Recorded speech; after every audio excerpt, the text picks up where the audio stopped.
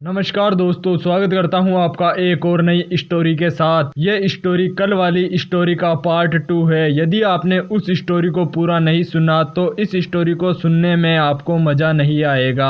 और आपसे मेरी विनती है कि आपने अगर उस स्टोरी को नहीं सुना तो मैं आपको उस स्टोरी का लिंक डिस्क्रिप्शन में दे दूंगा, वहां से जाकर उसे पूरा सुन लेना। तो चलिए बढ़ते हैं पार्ट 2 की तरफ। राजीव ने तय किया कि वो चंद्रिका की आत्मा को मुक्ति दिलाएगा। रामलाल ने कहा, यह इतना आसान नहीं होगा, तुम्हें उस जगह जाना होगा जहां पर चंद्रिका की आत्मा कैद है। लेकिन ध्यान रखना, तुम्हें उसकी किसी भी बात का जवाब नहीं देना है। अगर तुमने उसकी बातों का जवाब दिया तो वो तुम्हें अपने जाल में फंसा लेगी। अगली रात राजीव ने हिम्मत जुटाई और अकेले ही खंडर की तरफ निकल पड़ा। उसके पास रामलाल के द्वारा दी गई कुछ पवित्र चीजें थी, जिसमें एक तांबे का कटोरा, सिंदूर और एक मंत्र कागज पर लिखा हुआ था। खंडर में पहुंचते ही माहौल एकदम से ठंडा हो गया। हर ओर अंधेरा और गहरा सन्नाटा था। तभी राजीव को फिर से वही आवाज सुनाई दी, बचाओ, कोई तो मुझे बचाओ। ये आवाज पहले धीमी थी, लेकिन धीरे धीरे ये आवाज अपने आप ही तेज होती जा रही थी। राजीव ने देखा कि एक लंबी काली छाया उसके सामने अचानक से प्रकट हुई। वह छाया अब आंखों के सामने प्रकट हो गई। एक सुंदर पर विचित्र चेहरा, आंखों में आग के अंगारे और लंबे काले बिखरे हुए बाल। चंद्रिका यानी कि कर्ण पिशाचिनी उसे घूर रही थी। तभी चंद्रिका यानी कि कर्ण पिशाचिनी ने राजीव से कहा, तुम यहाँ पर क्यों आए हो? क्या तुम मुझे मुक्ति दिलाने के लिए आए हो या मेरे साथ मरने आए हो? राजीव ने इस बात का कोई जवाब नहीं दिया और उसने मंत्रों को जोर जोर से पढ़ना शुरू कर दिया। कर्ण पिशाचिनी जोर जोर से हंसने लगी और उसने कहा, मंत्रों से मुझे नहीं रोका जा सका था, तुम मेरे खेल में फंस चुके हो। जैसे ही राजीव ने पूरा मंत्र पढ़ा, वो हवा में अपने आप उड़ने लगी और तेज आंधी चलने लगी। तभी उसने मेरा नाम लिया। मैं यानी कि कर्ण हूँ, जो राजीव का एक दोस्त है। कर्ण पिशाचिनी ने कहा, अब तुम्हारा दोस्त मेरा है। अगर उसे बचाना है तो तुम्हें अपने कानों में वही श्राप सुनना होगा जो मैंने सुना था। राजीव जानता था कि ये कर्ण पिशाचिनी की कोई चाल है। उसने ध्यान भटकाए बिना मंत्रों को पढ़ना जारी रखा। अचानक से कर्ण पिशाचिनी चिल्लाने लगी। उसकी चिल्लाने की आवाज इतनी तेज थी कि राजीव के कान शून्य हो गए। राजीव को यह एहसास हुआ कि उसने आत्मा को मुक्त करा दिया है। लेकिन राजीव के मन में एक सवाल हमेशा के लिए रह गया, क्या वो सच में कर्ण पिशाचिनी का अंत कर चुका है या फिर वो कुछ समय के लिए अपने आप ही शांत हुई है? राजीव और मैं भी पूरी तरह से ठीक हो चुका था और हम दोनों गांव को छोड़कर वापस शहर लौट चुके थे। सब कुछ सामान्य लग रहा था, लेकिन राजीव को कहीं ना कहीं पर एहसास था कि कहानी खत्म नहीं हुई है। हर रात उसे कर्ण पिशाचिनी की चिल्लाने की आवाज और उसकी चमकती हुई आंखें अपने सपनों में दिखाई देती थी। एक दिन राजीव के घर एक अनजान खत पहुंचा। खत के अंदर सिर्फ एक पंक्ति लिखी हुई थी, तुमने मुझे हराया नहीं, केवल शांत किया है। मेरा खेल अब शुरू होता है। खत को पढ़ने के बाद राजीव को अपने आसपास अजीब सी चीजें महसूस होने लगी। उसका कंप्यूटर अपने आप ही चालू हो जाता। उसे दीवार पर एक लंबी परछाई दिखने लगी और रात में उसके कमरे में एक अजीब सी कान को फाड़ देने वाली आवाज गूंजने लगती। उसको एहसास हुआ कि कर्ण पिशाचिनी पूरी तरह से खत्म नहीं हुई है। उसने इस बारे में मुझे बताया, लेकिन मैं जो अब इस घटना को भूलना चाहता था, मैंने राजीव की बातों को नजरअंदाज कर दिया।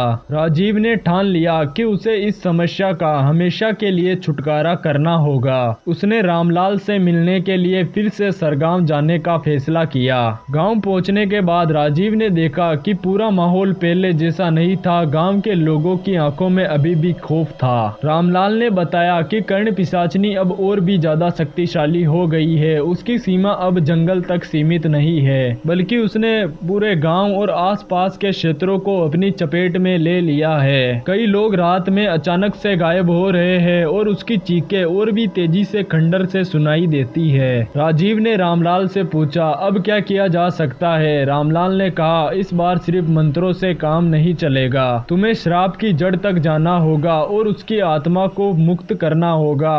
तुम्हें वहां पर जाना होगा जहां पर कर्ण पिशाचिनी को यह श्राप मिला था। रामलाल ने बताया कि उस खंडर के नीचे एक भूमिगत तहखाना है जहां पर चंद्रिका के साथ अन्याय हुआ था। उस जगह पर उसकी आत्मा का असली रहन रहन सहन होता है, लेकिन तहखाने तक पहुंचने के लिए एक विशेष कर्ण यंत्र चाहिए था जो केवल उस व्यक्ति को उसकी आवाज सुनने और उसे नियंत्रण करने के लिए प्रयुक्त था। ये यंत्र एक पुराने साधु त्रिलोचन बाबा के पास था जो कि जंगल के अंदर जाकर कई सालों से तपस्या कर रहे थे। राजीव जंगल के अंदर त्रिलोक बाबा को खोजने के लिए निकल पड़ा। 3 दिन की बड़ी मेहनत के बाद वो त्रिलोक बाबा के आश्रम तक पहुंचा। बाबा ने उसे चेतावनी दी, कर्ण पिशाचनी अब एक शक्तिशाली आत्मा बन चुकी है। वे तुम्हें मानसिक और शारीरिक रूप से तोड़ने की कोशिश करेगी, लेकिन अगर तुम्हारे इरादे मजबूत होंगे तो तुम उसे हरा सकते हो।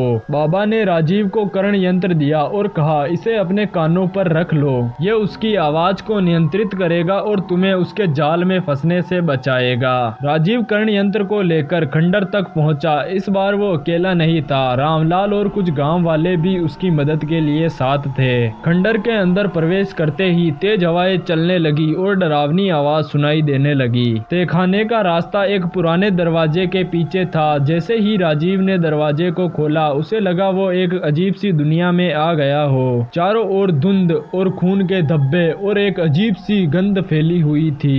तहखाने के ठीक बीचों बीच चंद्रिका की आत्मा प्रकट हुई। इस बार वो और भी ज्यादा भयानक दिख रही थी। उसकी आंखों से खून बह रहा था और उसके बाल सर्पों की तरह इधर उधर लहरा रहे थे। चंद्रिका बोली, तुमने मेरी शांति भंग की है, अब तुम भी मेरे साथ मेरे श्राप के भागीदार बनोगे। राजीव ने कर्ण यंत्र को कानों पर रखा और रामलाल ने मंत्र को पढ़ना शुरू कर दिया, लेकिन इस बार कर्ण पिशाचिनी ने अपनी पूरी शक्ति के साथ हमला किया। एक एक करके सभी गांव वाले डर कर भाग गए। राजीव समझ गया कि उसे अकेले ही इस लड़ाई को जीतना होगा। उसने कर्ण यंत्र के सहारे चंद्रिका से बात करने की कोशिश की। तुम्हारे साथ अन्याय हुआ था, मैं तुम्हें मुक्ति दिलाने के लिए आया हूँ, लेकिन तुम्हें निर्दोष लोगों के साथ कष्ट करना अब बंद करना होगा। चंद्रिका की आत्मा एक पल के लिए शांत हुई, लेकिन तभी उसे उसकी राक्षसी प्रवृत्ति ने फिर से हमला करने का आदेश दिया। राजीव ने अपनी पूरी शक्ति के साथ मंत्र को पढ़ा और चंद्रिका की आत्मा को उसकी सही जगह पर बांध दिया। तभी एक तेज रोशनी निकली और चंद्रिका की आत्मा को हमेशा हमेशा के लिए मुक्ति मिल गई। ऐसी ही और इंटरेस्टिंग स्टोरियां सुनने के लिए हमारे चैनल को सब्सक्राइब करें और इस वीडियो को अपने दोस्तों के साथ शेयर करना ना भूलें।